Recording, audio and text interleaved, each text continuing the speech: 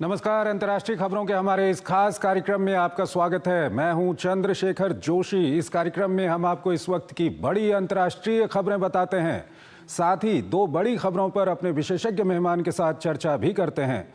आज हम सीरिया में नए प्रशासन की बढ़ती चुनौती और पाकिस्तान में ट्रंप के खौफ की चर्चा करेंगे। लेकिन सबसे पहले आइए आपको दिखाते हैं इस वक्त की अंतर्राष्ट्रीय हेडलाइंस। इजराइल का यमन के हुतियों पर जोरदार पलटवार। हवाई हमले में सना हवाई अड्डे और होदेईदा बिजली संयंत्र को बनाया निशाना।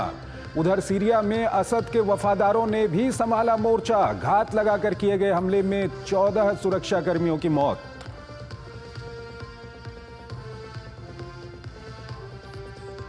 इमरान खान का बड़ा दावा, सरकार की जेल से घर शिफ्ट करने की पेशकश ठुकराई। ट्रंप के सलाहकार रिचर्ड ग्रेनेल ने उठाई रिहाई की मांग।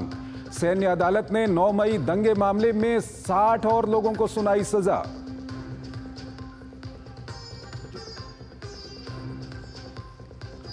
अब दक्षिण कोरिया के कार्यवाहक राष्ट्रपति पर भी चलेगा महाभियोग। संसद में प्रस्ताव पेश।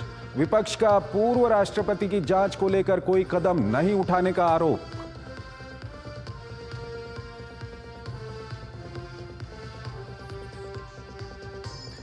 ताइवान की एक अदालत ने राष्ट्रपति पद के दावेदार वेन जे को भ्रष्टाचार के आरोप में ठहराया दोषी। ताइपे का मेयर रहने के दौरान रियल एस्टेट सौदे से जुड़े मामले में $5 लाख की रिश्वत लेने का आरोप।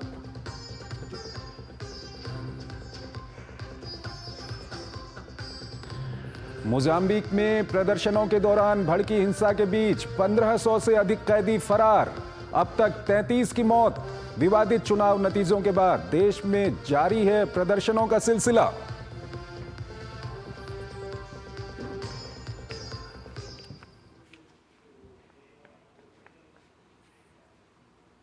और आइए सबसे पहले बात करते हैं पाकिस्तान की।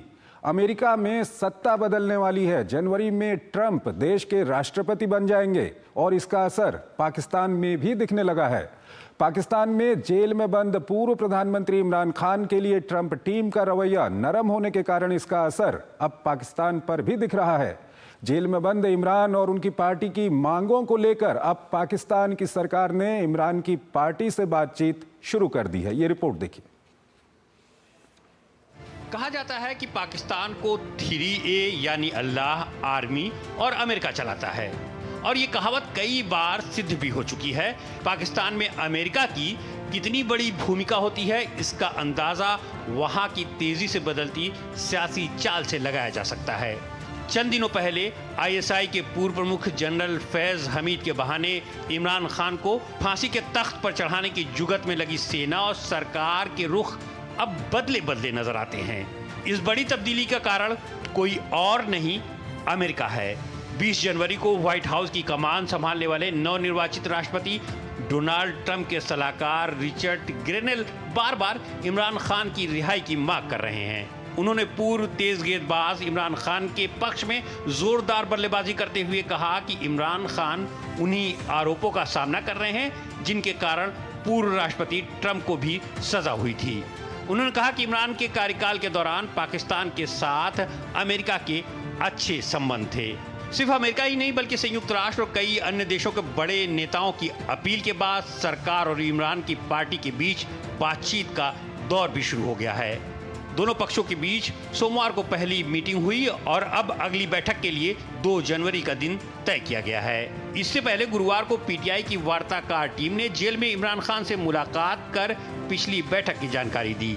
इमरान खान ने अपनी टीम से जेल में मिलने की इच्छा जताई थी। इमरान खान ने सार्थक बातचीत के लिए सरकार के सामने अपनी कुछ मांगे भी रखी हैं। उन्होंने विचाराधीन राजनीतिक कैदियों की रिहाई और 9 मई व 26 नवंबर की घटनाओं की जांच के लिए एक न्यायिक जांच आयोग की स्थापना की मांग की है। इमरान खान ने कहा है कि अगर उनकी मांगें पूरी कर ली जाती हैं तो उनकी पार्टी विरोध प्रदर्शनों को स्थगित कर देगी। गौरतलब है कि PTI और सरकारी समितियों के बीच होने वाली बैठक की अध्यक्षता संसद के स्पीकर ने की थी। प्रधानमंत्री शहबाज शरीफ ने व्यापक हित के लिए बातचीत में सकारात्मक प्रगति की उम्मीद जताई है। 2 जनवरी को होने वाली बैठक में PTI अपनी मांगों को वार्ता समिति के समक्ष पेश करेगी। इमरान खान करीब 1.5 साल से जेल में बंद हैं। उन्हें कई मामलों में राहत जरूर मिल गई है, लेकिन बाहर आने के लिए ये पर्याप्त नहीं है।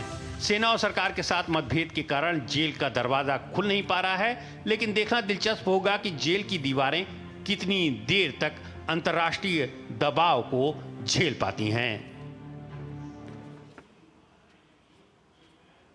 अतुल अनेजा हमारे साथ जुड़े हुए हैं, विदेशी मामलों के जानकार हैं। इस खबर पर हम उनसे बातचीत करेंगे। अतुल जी, बहुत बहुत स्वागत है आपका हमारे कार्यक्रम में।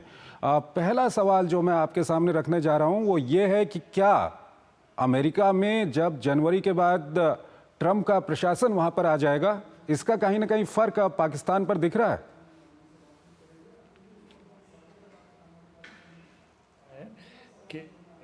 उसके बाद जो डायलॉग है, इंटरनल डायलॉग, वो पाकिस्तान में शुरू हो चुका है। ये प्रेशर बहुत ज़बरदस्त प्रेशर है, क्योंकि हमको एक चीज़ हमें ध्यान में रखनी है कि इमरान खान जो डेटा हमें बता रहा है, अभी सबसे पॉपुलर लीडर है पाकिस्तान में। और अगर आज चुनाव होते हैं तो वो जीतने की पूरी संभावना है कि वो और पीटीआई जो उनकी पार्टी है वो जीतेगी। तो जो अमेरिका के जिस रिचर्ड ग्रेनेल की बात की, जिनकी ट्वीट्स आ रही हैं पूरी ओपनली सपोर्ट के लिए, उससे मुझे लगता है सिर्फ पीटीआई को नहीं, लेकिन जो लोग समर्थक हैं इमरान खान के, वो भी बहुत उत्साहित होंगे। और अगर ओवरऑल बैलेंस देखा जाए, पॉलिटिकल बैलेंस, तो इस वक्त इसके कारण, अमेरिका की सपोर्ट के कारण, पलड़ा जो है वो इमरान खान का भारी बढ़ता नजर आ रहा है। अब आती है बात, इसमें लूजर्स कौन हो सकते हैं? वो दो हैं। एक जो प्रेजेंट गवर्नमेंट है शहबाज शरीफ की, ऑलरेडी उनकी तरफ से, उस पार्टी की तरफ से, और बिलावल भुट्टो जो फॉरेन मिनिस्टर, उनकी तरफ से एंटी ट्रंप काफ़ी एक तरह से स्टेटमेंट्स भी आए हैं। तो मुझे लगता है कि वो एक लूजिंग साइड होगी। और तीसरी और सबसे ज़रूरी, जैसे आपके कॉरेस्पॉन्डेंट ने कहा था कि पाकिस्तान को चलाने के लिए अल्लाह, आर्मी और अमेरिका, ये एज की जो बात की है, तो इसमें आर्मी को भी खासी, आसिम मुनीर जो आर्मी चीफ है, उनको क्षति पहुंचेगी। क्योंकि अभी इसमें एक नया पहलू जो चंद्रशेखर जी जो जुड़ता है, वो चीन का पहलू है। और चीन का ये पहलू ये है कि जो पाकिस्तान की मिलिट्री है, ऑफ लेट, पहले जब आसिम मुनीर आए थे तो उन्होंने कोशिश की थी कि वेस्ट के साथ ज़्यादा क्लोज आए, लेकिन फिर बीच में बदलाव आया और चाइना की तरफ आर्मी काफ़ी जा रही है। तो मुझे लगता है चाइना फैक्टर भी एक इम्पॉर्टेंट फैक्टर होगा जो अमेरिका के रवैये को डिक्टेट कर रहा है। एक एक्सटर्नल फैक्टर भी है, इंटरनल इमरान खान की तो बात है ही है, लेकिन चाइना फैक्टर भी इसमें जुड़ता है, जिसकी वजह से अमेरिका की सपोर्ट जो है इमरान खान को ज़्यादा जा रही है। यहीं पर इसी सवाल को मैं थोड़ा सा दूसरे तरह से आपसे जानना चाहूँगा। क्या जो डेमोक्रेटिक सेटअप है अमेरिका का, उसका रवैया पाकिस्तान के लिए अलग रहता है, और जो रिपब्लिकन सेटअप आएगा उसका रवैये की तो हम बात कर ही रहे हैं? बिल्कुल बिल्कुल अलग है। बहुत दोनों में ज़मीन आसमान का एक तरह से फ़र्क है। और ये सिर्फ मैं रिपब्लिकन की बात नहीं कर रहा चंद्रशेखर जी, ये बात ट्रंप का अपना रवैया जो है, डोनाल्ड ट्रंप की एक पहले से, जब वो 2016 से 20 तक जो प्रेसिडेंट रहे हैं, तब उनकी मुलाकातें हुई हैं इमरान खान के साथ, और पर्सनल केमिस्ट्री काफ़ी अच्छी बताई जाती है। इतने मतलब ट्रंप साहब ने ये भी कहा था कि कश्मीर के मसले पे अगर आप बीच में चाहें हमें मीडिएटर हम कर सकते हैं। भारत ने उसको नकार दिया था, प्रधानमंत्री मोदी ने उसको नकार दिया था। लेकिन एक तरह से जो इक्वेशन है डोनाल्ड ट्रंप की और इमरान खान की, काफ़ी घनिष्ठ है और काफ़ी अच्छी है। तो ये बात सिर्फ डेमोक्रेटिक और रिपब्लिकन के बीच की बात ही नहीं है, ये पर्सनैलिटी फैक्टर्स इसमें ज़्यादा आ रहे हैं। और जो टीम बनाई है डोनाल्ड ट्रंप में, जिसमें रिचर्ड ग्रेनेल, ये है presidential envoy for special missions, एक खास पोस्ट क्रिएट की गई है। तो ये जो टीम आ रही है, ये पाकिस्तान में इमरान खान को सपोर्ट कर रही है। और जैसे मैंने कहा कि अल्टीमेटली क्या है चंद्रशेखर जी, कि पाकिस्तान एक बैटल ग्राउंड है चाइना और यूएस के इन्फ्लुएंस के लिए। तो क्योंकि फौज ज़्यादा करीब जा रही है चाइना के, तो उसको न्यूट्रलाइज करने के लिए भी इमरान खान का मोहरा अमेरिका की अगर तरफ से देखें तो इसको खेलना बहुत ज़रूरी है। आगे अनप्रेडिक्टेबल है इमरान खान, ये कहना कि वो बिल्कुल अमेरिका के हो जाएंगे, अगर हम सोच रहे हैं कि इसके बाद उनकी रिहाई होगी या चुनाव होगी, वो अभी वो बाद की बात है। लेकिन जो अमेरिकन कैलकुलेशंस वो रहेगी कि इमरान खान के साथ वो जो चाइना का इतना प्रभाव बढ़ रहा था थ्रू मिलिट्री, उसको कम किया जाए। तो वो भी एक मोटिवेशनल फैक्टर आएगा। बिल्कुल। अतुल जी, हालांकि आपने संक्षेप में इसका जवाब दिया, लेकिन मैं चाहता हूं कि हमारे दर्शकों के लिए आप इसको थोड़ा अच्छे से एक्सप्लेन करें कि पाकिस्तान की जो आर्मी है उसमें क्या कुछ उसके ऊपर प्रभाव पड़ेगा आने वाले दिनों में, जब जनवरी में वहां पर अमेरिका में सत्ता परिवर्तन होगा। देखिए, प्रेशर तो जरूर पड़ेगा। आसिम मुनीर जो प्रेजेंट एस्टैब्लिशमेंट है आर्मी की, वो है। दूसरी बात जो है कि हम देख रहे हैं कि आर्मी के अंदर बहुत सारी दरारें पड़ी थी और दिख रही थी। जब इमरान खान प्राइम मिनिस्टर थे तब उनकी जो इक्वेशन थी तब के आईएसआई चीफ फैज़ हमीद के साथ बहुत घनिष्ठ थी। आपको याद होगा जब अफगानिस्तान में तालिबान आए तो इधर से फैज़ हमीद ही गए थे आईएसआई चीफ ये नई तालिबान की लीडरशिप को करने के लिए। वो प्रो इमरान माने जाते हैं। उसी तरह से जो मई 9 में हादसे हुए थे उसके बाद कई रिटायर्ड जनरल्स जो हैं उन्होंने बात की थी इमरान खान के पक्ष में। तो एक तरह से अब जो पाकिस्तान की यूनाइटेड आर्मी जो हम पहले से जानते थे वो काफ़ी उसकी छवि बदल गई है। तो उसके अंदर भी मुझे लगता है कि पाकिस्तान आर्मी में जो एंटी आसिम मुनीर कैंप है वो ज़्यादा एक तरह से इनकरेज होगा और ये दरारें बढ़ेगी। और ये एक ट्रांजिशन मुझे साफ नज़र आ रहा है। ये ट्रंप के आने के साथ साथ जो है बहुत सारी फॉल्ट लाइन्स अब नज़र आ रही हैं जो सामने हमारे आएंगी। लेकिन सबसे ज़्यादा प्राइम मूवर इसमें होगा वो होगा इमरान खान की रिहाई। और अगर रिहाई होती है उसके बाद चुनाव, तो एक नया साइकिल शुरू हो रहा है जिसमें जियोपॉलिटिकल फैक्टर्स भी आ रहे हैं, डोमेस्टिक और अमेरिकन फैक्टर, ये सारे मिलकर आ रहे हैं। ठीक है अतुल जी, आप हमारे साथ बने रहिए। एक और खबर है जिस पर अभी हम आपसे बातचीत करेंगे, लेकिन यहाँ पर वक्त हो चला है एक छोटे से ब्रेक का। एक छोटा सा ब्रेक। अरे सुनो, खाने में कोई स्वाद नहीं है। अरे किफायती लाल सस्ते वाले दाल मसाले स्वाद हुआ बेकार, एकदम बकवास। इधर कीमती लाल को देखो खाना बना कमाल, एमडीएच की हल्दी मिर्ची धनिया करे कमाल। ये रंग दे, ये खुशबू दे, ये तीखा, ये कम पड़े, सबसे किफायती लाल निराला एमडीएच मसाला। मुथूट फाइनेंस, इंडिया का number 1 most trusted financial services brand. Gold loan लेने के लिए कॉल करें 1-800-313-1212। जब धरती चीर कर निकलता है लोहे का पत्थर और मिलता है मोंगिया के जोश से, फिर तपता है, पिघलता है और बनता है फौलाद। अब होता है सरिया सारी खूबियों के साथ। मोंगिया स्टील, मजबूत देश का मजबूत सरिया। गोल्डी मसाले के 100 ग्राम के स्पेशल पैक्स में फ्रेशनेस लॉक। ऐसे गोल्डी मसाले जहां जाएं रिश्ते बनाएं। स्वागत है आपका ब्रेक के बाद, और आइए अब बात करते हैं सीरिया की। सीरिया में असद के शासन का तो अंत हो गया है, लेकिन देश में असद के वफादारों की कोई कमी नहीं है। वर्तमान प्रशासन को हर मोर्चे पर इन वफादारों से लड़ना पड़ रहा है। वहीं कुर्द लड़ाकों और तुर्की समर्थित लड़ाकों के बीच संघर्ष भी नए प्रशासन के लिए सिरदर्द बना हुआ है। ऐसे में सीरिया में स्थिरता को लेकर काफी चिंता बनी हुई है। ये रिपोर्ट देखिए। जिस सीरिया में बशर अल असद की सत्ता सिर्फ 2 हफ्तों में ताश के पत्तों की तरह बिखर गई और अब उसकी राख में दबी असद के वफादारों की चिंगारी भड़क उठी है। पश्चिमी बंदरगाह शहर तारतूस में असद के वफादार बलों द्वारा घात लगाकर किए गए हमले में 14 पुलिसकर्मियों की मौत हो गई है, जबकि 10 अन्य घायल हो गए। बताया जा रहा है कि कुख्यात सैयद नाया जेल के पूर्व अधिकारी को उसकी भूमिका के सिलसिले में गिरफ्तार करने की कोशिश की गई तो हमला कर दिया गया। इसमें असद के 3 वफादार भी मारे गए हैं।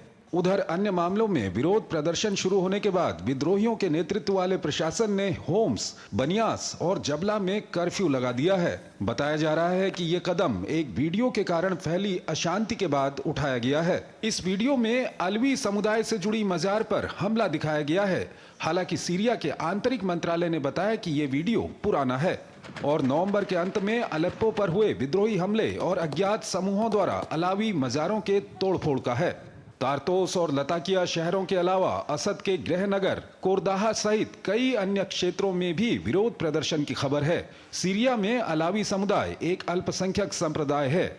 असद परिवार और पिछले शासन के राजनीतिक और सैन्य अभिजात्य वर्ग इसी समुदाय से आते हैं। बागी नेताओं ने देश पर कब्जा करने के बाद धार्मिक और जातीय अल्पसंख्यकों के अधिकारों और स्वतंत्रता की रक्षा करने का वादा किया है। कई स्थानों पर क्रिसमस ट्री को जलाने की घटना के बाद से नए प्रशासन से अल्पसंख्यकों की रक्षा की मांग को लेकर पूरे देश में विरोध प्रदर्शन शुरू हो गया है। ईरान ने हाल के दिनों में सीरिया में हुई घटनाओं की आलोचना की है। एक तरफ असद के वफादार अपने हथियारों को धार देने में लगे हैं, तो वहीं पूर्वोत्तर में कुर्द लड़ाकों और तुर्की समर्थित लड़ाकों के बीच संघर्ष जारी है। कल राष्ट्रपति एर्दोआन ने एसडीएफ के लड़ाकों के हथियार डालने की धमकी दी थी। नए प्रशासन के सामने हर मोर्चे पर चुनौती है, जिससे पार पाना आसान नहीं होगा। अतुल अनेजा हमारे साथ जुड़े हुए हैं, विदेशी मामलों के जानकार हैं, उनसे हम बातचीत करेंगे। अतुल जी, अगर सीरिया की हम स्थिति को देखें तो सीरिया में असद शासन का अंत हो गया है, लेकिन कल जो 14 सुरक्षा कर्मियों की वहां पर मौत हुई है, क्या कारण है? क्या असद के वफादार अभी भी वहां पर मौजूद हैं? चंद्रशेखर जी बिल्कुल मौजूद हैं। और ये कहना कि बशर अल असद या उसके पहले जो उनके पिता थे हाफिज अल असद एक तरह से तानाशाह रूलर्स थे, उनकी पॉपुलैरिटी नहीं थी, वो बिल्कुल गलत होगा। मैं खुद सीरिया में एटलीस्ट मैंने 3 विजिट्स किए हैं वेरियस टाइम्स जब मैं मिडल ईस्ट में पोस्टेड था। तो उनका एक बड़ा स्ट्रॉन्ग सपोर्ट बेस रहा है। और अलावाई जो समुदाय है ये एक तरह से रूलिंग क्लैन था, जिसके ये रिप्रेजेंटेटिव थे असद फैमिली। लेकिन एक पॉपुलैरिटी की जड़ें काफ़ी मजबूत थी। आइडियोलॉजिकली भी जो अरब नेशनलिज्म है वो सीरिया में काफ़ी स्ट्रांग रहा है। जो अब कल की बात कर रहे हैं, ये जो 2 जगहें हैं तारतुस और लताकिया, ये स्ट्रॉन्ग होल्ड्स रही हैं अलावाइट्स की। जो जब इनके ऊपर हमला हुआ या अरेस्ट करने की कोशिश की तो उन्होंने रिवोल्ट किया। तो एक हम देखते हैं कि अलावाइट की फॉल्ट लाइन है जो कोस्टल एरियाज में जाके पड़ती है। बाकी और जैसे आपकी रिपोर्ट ने बताया वो ज़रूरी है उसको समझाना, वो ये है कि जो कुर्दिश इलाके हैं, अब कुर्दिश इंडिपेंडेंस एक पुरानी एक तरह से मूवमेंट रही है। और अगर हम थोड़ा सा इतिहास में जाएं तो 1920 में ट्रीटी ऑफ सेवर्स हुई थी, ये वर्ल्ड वॉर 1 के बाद में। ट्रीटी ऑफ सेवर्स में प्रॉमिस किया गया था कि एक सेल्फ डिटर्मिनेशन होगी और कुर्दिश होमलैंड और कुर्दिश देश बनेगा। लेकिन वो जो एक तरह से प्रॉमिस था उसको नकारा गया। और 1929 तक ये बड़ा क्लियर हो गया था कि इनको स्टेटहुड नहीं मिलेगी। तब से ये कुर्दिश इंडिपेंडेंस की बात चल रही है। ये जो इलाका कुर्दिश इंडिपेंडेंस को होना था, उसमें एक कुछ इलाका सीरिया का है, बहुत बड़ा इलाका तुर्की का है, इराक का है और ईरान का है। अब जो बात हो रही है, सबसे बड़ा इलाका क्योंकि तुर्की का, और तुर्की ने इनको कुर्द को टेररिस्ट ग्रुप माना है। उनकी एक ऑर्गेनाइजेशन होती थी PKK, उसके जो हेड थे ओजलान, उनको अरेस्ट भी किया गया, अभी जेल में है वो तुर्की के अंदर। तो ये एक लड़ाई होगी तुर्की और कुर्दिश ग्रुप्स के बीच में। तो एक ये दूसरी फॉल्ट लाइन बन गई। ठीक है। फिर हम देखते हैं कि जो इस्लामिस्ट ग्रुप्स हैं उसके अंदर भी दरारें हैं। एक है हयात तहरीर अल शाम HTS, जो अभी डोमेस्कस में हम जिनको देख रहे हैं। लेकिन उधर फ्री सीरियन आर्मी भी है। उधर हम देखें तो ईस्ट बिल्कुल ही पूर्व में इस्लामिक स्टेट के गढ़ हैं। बिल्कुल। और अगर हम सदर्न पार्ट में जाएं, वहाँ एक ड्रूज मिलिशिया है जो इजराइल के साथ भी उनके संबंध हैं। तो एक तरह से बहुत ज्यादा फेल्ट लाइन से ओलेवाइट सेक्ट की हमने बात की। तो एक तरह से एक बहुत बड़ा खतरा है कि जो अब की स्थिति है सीरिया में, वो एक सिविल वॉर की तरफ तो नहीं जा रही। एक और अतुल जी ये है कि वहाँ पर जो माइनॉरिटीज़ को लेकर के या दूसरे जो धर्मावलंबी हैं उनको लेकर के, क्योंकि असद का शासन कैसा ही रहा हो, कितना ही उसमें कुख्यातपन रहा हो, लेकिन कहीं ना कहीं एक सेक्युलर सीरिया की पहचान थी। अब उसमें कहीं ना कहीं एक तरह से ये देखा जा रहा है कि नया प्रशासन जो आया है उसके सामने बहुत बड़ी चुनौती है ये। बिल्कुल बिल्कुल। और ये आप असद क्लैन जो थे वो इतना हार्ड सेक्युलर जिसको कहते हैं वैसे थे। और इस तरह से कोई भी अल्पसंख्यक हो, चाहे वो क्रिश्चियंस हो, अलावाइट कथाई हैं, ड्रूज हो, सबको प्रोटेक्शन मिली हुई थी। ये हम बात इसको नाकार नहीं सकते। लेकिन अब जैसे कल क्रिसमस था और क्रिसमस के कई ऐसे हादसे हुए हैं तो एक तरह से माइनॉरिटीज़ को लेके, खास करके क्रिश्चियन कम्युनिटी, अलावाइट, दोनों को हम देख रहे हैं। अलावाइट भी एक शिया सेक्ट है उससे जुड़ा हुआ। तो हम देख रहे हैं कि इनके माइनॉरिटीज़ के ऊपर सडनली एक तरह से नेगेटिव ट्रेंड्स हमें दिख रहे हैं। और आगे आते समय में मुझे नहीं लग रहा कि इस वक्त ये कोई इलेजिटिमेट इसमें कोई ये जो उनके शक हैं या जो डर हैं वो बेबुनियाद हैं। आगे देखना पड़ेगा कि ये जो रूलर्स हैं, नए शासक हैं, ये कैसे अब मैनेज करते हैं और किस तरह का रवैया, एक तरह से आइडियोलॉजी क्या अडॉप्ट करते हैं, ये हमें देखना पड़ेगा आगे। अतुल जी, यहाँ पर अगर हम इंटरनेशनल कम्युनिटी की बात करें तो सीरिया में जिस तरह के हालात हैं उसमें बहुत ज़रूरी है कि एक तटस्थ हस्तक्षेप वहाँ पर हो। क्या इसकी कहीं ना कहीं आपको पॉसिबिलिटी दिख रही है या कुछ हो रहा है इसको लेकर के वहाँ पर? अभी इस वक्त चंद्रशेखर जी नहीं दिख रही, क्योंकि अभी कोई कब समय हुआ है जब ये पावर टेक ओवर हुआ है। हमें कुछ नेगेटिव साइंस जरूर नजर आ रहे हैं। इसके पहले लेकिन एक अस्ताना में डायलॉग होता था, अस्ताना डायलॉग, जिसमें एक तरह से डायलॉग में सब जितने भी ग्रुप्स हैं वो वहाँ रिप्रेजेंटेड होते थे। रूस रिप्रेजेंटेड होता था, टर्की वहाँ पर रिप्रेजेंटेड होता था। तो एक ये नहीं है कि ये ग्रुप्स एक दूसरे को जानते नहीं हैं, वो एक प्रोसेस बैकग्राउंड में रहा है। मुझे लगता है जब जैसे ऐसे स्थिति अगर बिगड़ती है या होता है तो एक प्रेशर आएगा कि दोबारा से डिप्लोमेसी शुरू हो, इंटरनेशनल प्रेशर आएगा।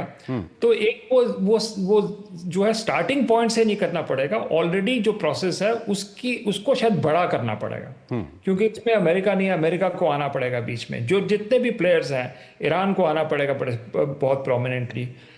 तो वो अस्ताना प्रोसेस का अस्ताना प्लस प्रोसेस एक शुरू हो सकता है, लेकिन अभी हम उससे दूर हैं। अभी इंटरनल कॉन्फ्लिक्ट जो है वो तेजी पकड़ रहा है। अतुल जी बहुत बहुत शुक्रिया आपका हमारे इस कार्यक्रम में जुड़ने के लिए और इन दोनों खबरों पर अपना काफ़ी महत्वपूर्ण विश्लेषण हमारे दर्शकों के सामने रखने के लिए। और यहाँ पर अब हम आगे बढ़ते हैं और जाते जाते आपको छोड़ जाते हैं आज की कुछ और महत्वपूर्ण अंतर्राष्ट्रीय खबरों के साथ। आप हमारी पूरी टीम को इजाज़त दीजिए। नमस्कार। रूस की संघीय सुरक्षा सेवा ने बताया कि उसने पावर बैंक या दस्तावेज फोल्डरों के रूप में छिपे बमों का उपयोग करके मॉस्को में उच्च रैंकिंग वाले रूसी अधिकारियों और उनके परिवारों को मारने के लिए यूक्रेनी खुफिया सेवा द्वारा की गई कई साजिशों को नाकाम कर दिया है। इससे पहले यूक्रेन की खुफिया सेवा ने मॉस्को में एक इलेक्ट्रिक स्कूटर से जुड़े बम में विस्फोट करके रूस के परमाणु, जैविक और रासायनिक सुरक्षा सैनिकों के प्रमुख लेफ्टिनेंट जनरल इगोर किरिलोव की उनके अपार्टमेंट भवन के बाहर हत्या कर दी थी। हमास ने इजराइल पर चल रही युद्ध विराम वार्ता में नई शर्तें लगाने और संघर्ष विराम समझौते में देरी करने का आरोप लगाया, जबकि इजरायली प्रधानमंत्री बेंजामिन नेतन्याहू के कार्यालय ने फिलिस्तीनी समूह हमास पर नए समझौते में नई बाधाएं पैदा करने का आरोप लगाया है। इस बीच गाजा में इजराइल का सैन्य अभियान पहले की तरह जारी है। ताइवान में एक अदालत ने राष्ट्रपति पद के दावेदार को वेन जे को भ्रष्टाचार के आरोप में दोषी ठहराया गया। ताइपे के मेयर के रूप में अपने कार्यकाल के दौरान रियल एस्टेट सौदे से जुड़े मामले में $5 लाख की रिश्वत लेने का आरोप है। इसके साथ ही उन पर राष्ट्रपति पद के अभियान के दौरान अभियान वित्त की गलत जानकारी देने का भी आरोप है। दक्षिण कोरिया के विपक्षी सांसदों ने कार्यवाहक राष्ट्रपति हान डक सू पर महाभियोग चलाने के लिए एक प्रस्ताव दायर किया है। ऐसा तब हुआ है जब हान ने मुख्य विपक्षी डेमोक्रेटिक पार्टी द्वारा नामित संवैधानिक अदालत के न्यायाधीशों को नियुक्त करने से इनकार कर दिया। मोजाम्बिक में विवादित चुनावों का विजेता घोषित किए जाने के बाद से फैली हिंसा और अशांति का फायदा उठाकर एक जेल से 1500 से अधिक कैदी भाग गए। वहीं स्थानीय प्रशासन ने बताया कि जारी हिंसा में अब तक 33 लोग मारे गए हैं। अजरबैजान से ग्रोजानी जा रहे यात्री हवाई जहाज के दुर्घटनाग्रस्त होने के बाद हवाई दुर्घटना के पीड़ितों के लिए शोक दिवस मनाया गया। इस दुर्घटना में कुल 38 लोग मारे गए थे।